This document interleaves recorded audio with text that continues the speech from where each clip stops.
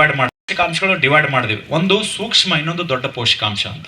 Protein, carbohydrate, fat. ಈ ಮೂರು ಪದಾರ್ಥಗಳು ನೋಡಿ ಸ್ವಲ್ಪ ಎಲ್ಲರೂ ಕೂಡ. ಈ ಮೂರು ಪದಾರ್ಥಗಳು ನಿಮ್ಮ ದೇಹದಲ್ಲಿ ಕೊಬ್ಬು ಕರಗಬೇಕು ಅಂದರೆ, ನಿಮ್ಮ ದೇಹದಲ್ಲಿ ಪ್ರೋಟೀನ್ ಕರಗಬೇಕು ಅಂದರೆ, ನಿಮ್ಮ ದೇಹದಲ್ಲಿ ಕಾರ್ಬೋಹೈಡ್ರೇಟ್ ಕರಗಬೇಕಂದ್ರೂ ಕೂಡ ಫೈಬರ್ ಇರಬೇಕು. Fibre is boss.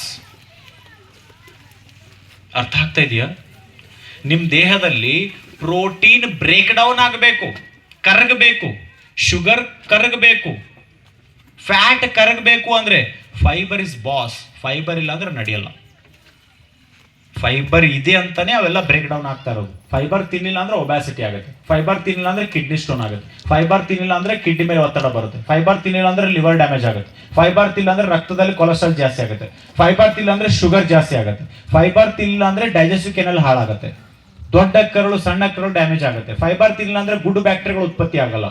ಫೈಬರ್ ತಿನ್ನಿಲ್ಲ ಅಂದ್ರೆ ನಿಮ್ಮ ಕರುಳುಗಳಲ್ಲಿ ಕಲ್ಮಶ ತುಂಬಿಕೊಂಡು ಮುಂದೆ ನಿಮಗೆ ಅನಸು, ಬ್ಯಾಕ್ಟೀರಿಯಾ, ಪೈಲ್ಸ್, ಫಿಸ್ಟುಲು ಕೂಡ ಆಗಕ್ಕೆ ಸ್ಟಾರ್ಟ್ ಆಗುತ್ತೆ. ಒಂದ್ಸತಿ ಹೊಟ್ಟೆ ಹಾಳಾಯ್ತಂದ್ರೆ ಇಡೀ ದೇಹ ಹಾಳಾಗ ಸ್ಟಾರ್ಟ್ ಆಗುತ್ತೆ. ಸೊ ಅದಕ್ಕೆ fibre is a basic necessary. ಬಹಳ ಜನ ನಾವೇನು ಕೊಡ್ತೀವಿ ಗೊತ್ತಾ, ಫೈಬರ್ನ ಯಾವಾಗ ತಗೊಳ್ಬೇಕಂದ್ರೆ ಪೈಲ್ಸು, ಫಿಸ್ಟುಲ ಬಂದಾಗಂತ.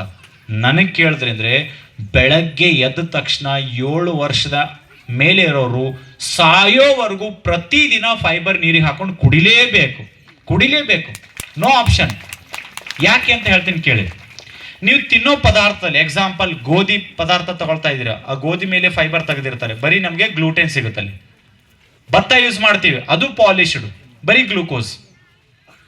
ಯಾವುದೇ ಪದಾರ್ಥದಲ್ಲೂ ಕೂಡ ಫೈಬರ್ ಅಂಶ ಕಡಿಮೆ ಇರೋದ್ರಿಂದನೇ ಸಮಸ್ಯೆ ಆಗ್ತಾ ಇರೋದು. ಅದಕ್ಕೆ ನಮಗೆ ಫೈಬರ್ ಜಾಸ್ತಿ ತಿನ್ನಬೇಕು. ಎಷ್ಟು ಜಾಸ್ತಿ ತಿಂತೀರ ಅಷ್ಟು ಒಳ್ಳೆಯದು.